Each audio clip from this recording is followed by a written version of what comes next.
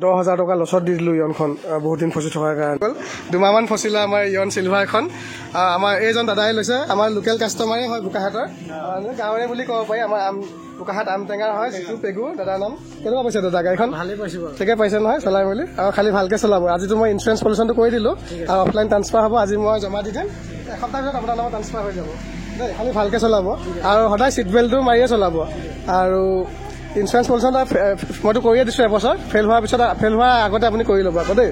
তো বন্ধুসকল, এইখনে আমাৰ লোকেল কাষ্টমাৰে হয়, দাদাই লৈছে।